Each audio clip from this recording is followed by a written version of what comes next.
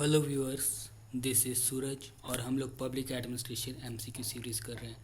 अभी तक already 107 lessons देख चुके हैं हम लोग इस सीरीज़ में, और इस वीडियो में हम लोग लेसन नंबर 108 देखेंगे from question number 601। So let's start. Which of the following committees were set up to examine the problem of finances of the urban local bodies? लोग अर्बन लोकल बॉडी के finance problem of finance को देखने के लिए कौन से किस committee का गठन किया गया था? 1. Local finance inquiry committee. 2. Expenditure reforms committee. 3. Taxation inquiry committee. 4. Raja Chelliah committee. तो करेक्ट कोड को चुनना है। Option A 1, 2, 3 and 4। Option B 1 and 2, C 2, 3 and 4 और ऑप्शन डी 1 एंड 3। तो जिन कमेटियों का गठन किया गया था, फॉर्म किया गया था to overlook on problems of finances of urban local bodies or local finance inquiry committee and taxation inquiry committee. So इस क्वेश्चन का करेक्ट ऑप्शन होगा option D. Next question is here, which of the following committee recommended for the constitution of single ministry of panchayat and Nagar Palika? इनमें से किस committee ने recommend किया था single ministry panchayat और नगर पालिका के लिए? Option A first administrative reform commission. B Shri Manishankar Aiyar committee. C second administrative reform commission और डी अशोक मेहता कमेटी। तो जिस कमेटी ने ये रिकमेंड किया था कि there should be only single ministry for panchayat and Nagar Palika, तो वो कमेटी है Shri Manishankar Aiyar committee. So Shri Manishankar Aiyar committee recommended for constitution of single ministry of panchayat and Nagar Palika. सो इस क्वेश्चन का करेक्ट ऑप्शन होगा option B. Next question is here, which of the following statements about urban local bodies is not correct? इनमें से कौन सा urban local bodies के बारे में करेक्ट स्टेटमेंट नहीं है? Option A there is acute shortage of funds. B the recommendations of state finance commission are binding on the respective state government. C 74th constitutional amendment act grants substantial financial authority to the municipal bodies to mobilise their own resources. D Article 243Z of the Constitution provides for the mandatory audit of the accounts of the urban local bodies। तो जो urban local bodies के बारे में correct statement नहीं है वो है the recommendations of state finance commission are binding on the respective state government. ऐसा नहीं होता है, किसी भी स्टेट के जो स्टेट फिनांस कमीशन होता है वो रिकमेंडेशन देता है, पर वो रिकमेंडेशन स्टेट गवर्नमेंट पे बाइंडिंग नहीं होता है। सो इस क्वेश्चन का करेक्ट ऑप्शन होगा option B. Next question is here, which of the following statements about the membership of a panchayat is not correct? इनमें से कौन सा करेक्ट नहीं है मेंबरशिप ऑफ पंचायत को लेके? Option A person to be chosen as a member of panchayat shall be of 25 years of age। B a person on attaining the 21 year is eligible to be chosen as member of a panchayat। C all questions of disqualification shall be referred to such authority as the state legislature determines। D a person is disqualified under any law made by the state legislature।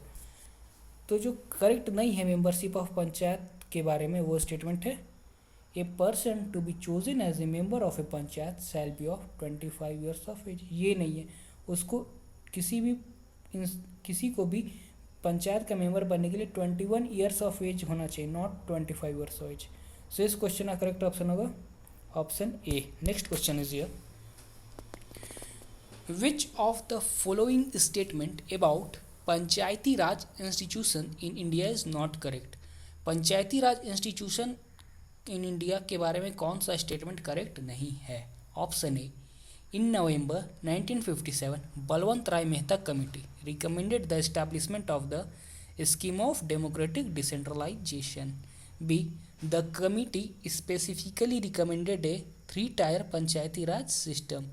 The committee that is Balwant Rai Mehta committee recommendations of the committee were accepted by the National Development Council in January 1958, और D Andhra Pradesh was the first state to implement Balwant Rai Mehta committee report. तो इनमें से जो correct नहीं है पंचायती Raj institution के बारे में वो है Andhra Pradesh was the first state to implement Balwant Rai Mehta committee report. तो इस क्वेश्चन का करेक्ट ऑप्शन होगा option D. Next question is ये, which of the following statements about the concept at local government is not correct. इनमें से लोकल गवर्नमेंट के बारे में कौन सा स्टेटमेंट करेक्ट नहीं है। Option A, it represent a legal concept, B, it is an administrative organisation, C, it has no geographical and demographic dimension, और D, it is socio economic concept. तो जो लोकल गवर्नमेंट के बारे में correct statement नहीं है वो है it has no geographical and demographic dimension. तो इस क्वेश्चन का करेक्ट ऑप्शन है option C. Next question is ये, which of the following is called the Magna Carta of local self government in India. इनमें से किसी लोकल सेल्फ गवर्नमेंट का Magna Carta कहा जाता है इंडिया में। Option A, report of second ARCs on local governance, B, Lord Ripon's resolution of 1882, C, Lord मायोज resolution of 1870, और D, 74th constitution amendment act 1992।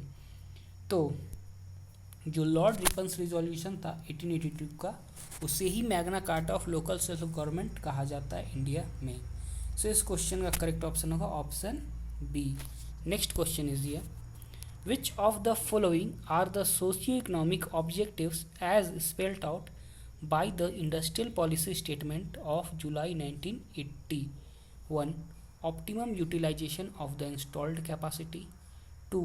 Higher employment generation, 3. Correction of regional imbalances, 4.